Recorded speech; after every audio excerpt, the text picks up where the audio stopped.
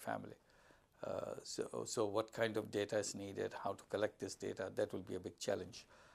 But the technology is available. We are collaborating with Kyushu University in Japan in designing that particular chip.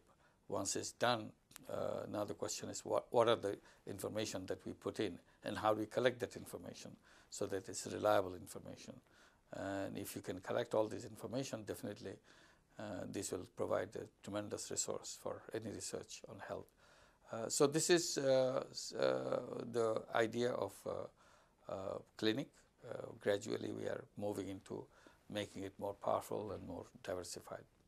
Both NGO clinic and government clinic are done as a giveaway kind of service. NGOs collect money to provide a particular service, so healthcare, eye care in general, or whatever specific disease, maternal health. So they collect the money from a donor and provide them the service. Sometimes some NGOs do good work, but every year they have to go back and find money. If the donors stop giving the money, they have to stop the work. So they are not sustainable. They don't know, they cannot plan, and they spend a lot of time raising money because they're always nervous whether they can retain the doctor or the people they have recruited over years. And people feel nervous that if they are not funded, then everything is gone. In the government healthcare, again, is a free service. So in a free service, nobody feels responsible. Doctors don't seem to care very much for the service they provide because they are employees of the government. They know their job is secure. Nobody can take away their job.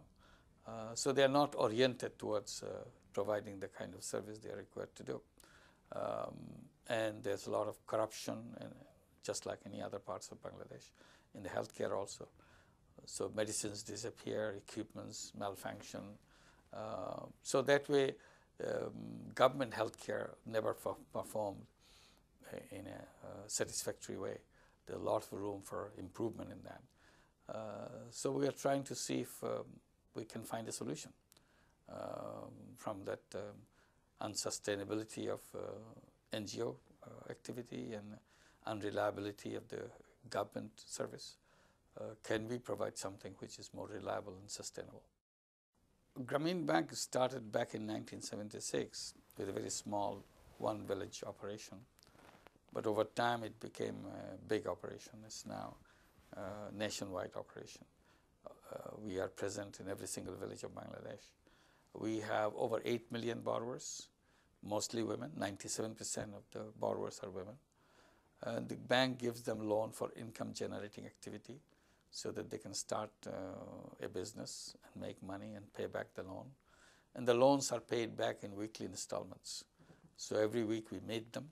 And our basic principle is people should not come to the bank. Bank should go to the people. So under that principle, we go and meet these 8 million borrowers at their doorstep and do the business at their doorstep. So they don't have to leave their home. So that way we meet all these 8 million borrowers every week. It's a tremendous power. It's a kind of contacts, physical contacts between people.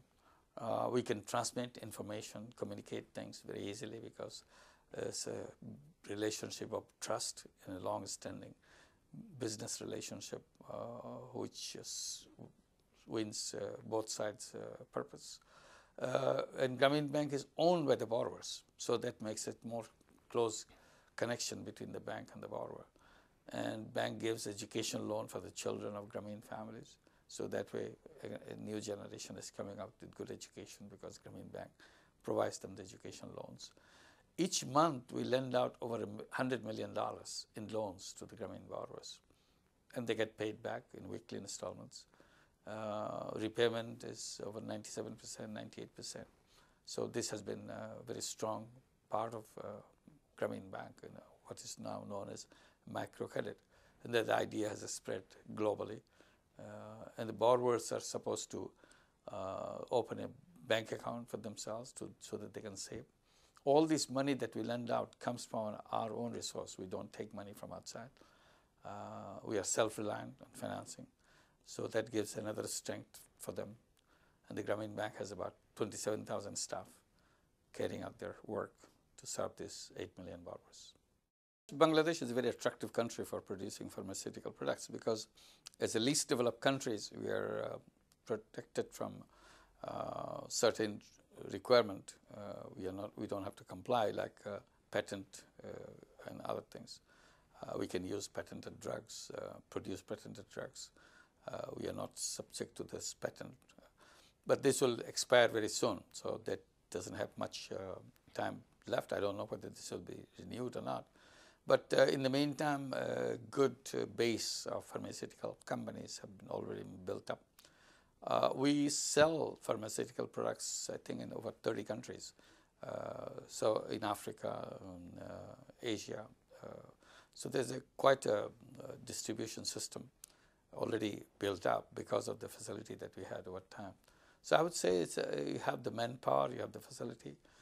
This would be a good place to produce pharmaceutical products.